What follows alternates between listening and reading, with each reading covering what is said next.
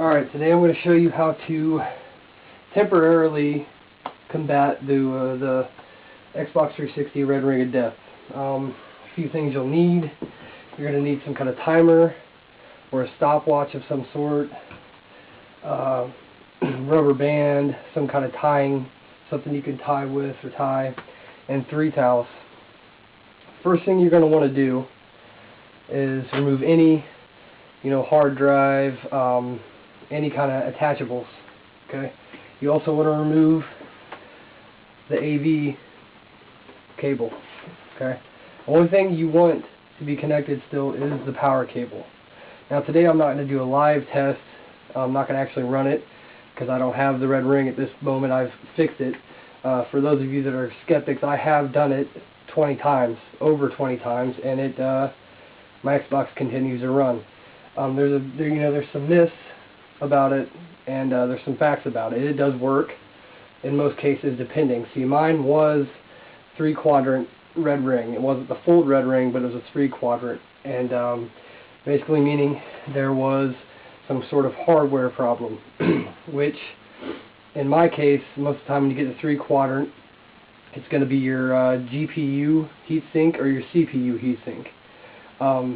And the basis of this whole towel trick is you overheat the console to the point where the heat sinks get a better connection, because the heat up, obviously it expands, so you're going to get a better connection.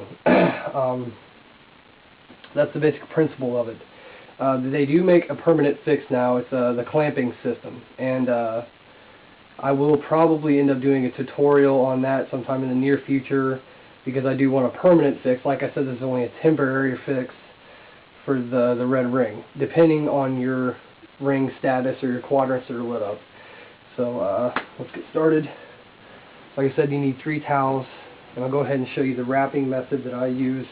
You want to make sure all ventilation is cut off completely.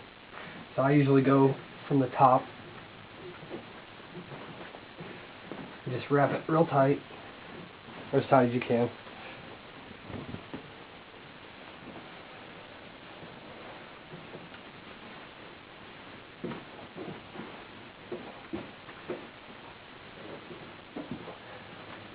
So now we're to the 3rd towel.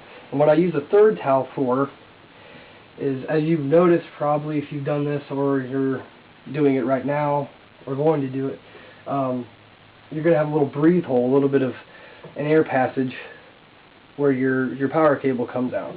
And that's what I use this 3rd and final towel for, mostly, is just to get this nice and covered, the back end, because that's where you're going to generate all your heat, for the exhaust fan. So there's going to be some air pressure. And as you can see, I got this in a bundle. This is where this comes in. I'm going to tie this around. You get kind of your towels in a cluster around the power cable. And you take this rubber band. I use a rubber band. I just prefer it. It works a little bit better. You can use whatever you want to tie it. And give it a tie. No air's coming out. Now, there's a lot of skepticism and a lot of myths, like I said before, really to do with how long you actually, heat it up for.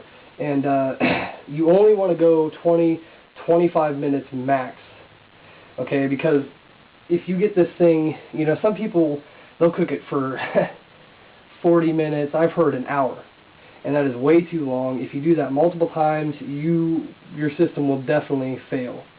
So don't do that. 25 minutes max. So like I said, 20 to 25 minutes. Around, find the middle, a good time in between there, and do that. After that's all done, you want to take it out.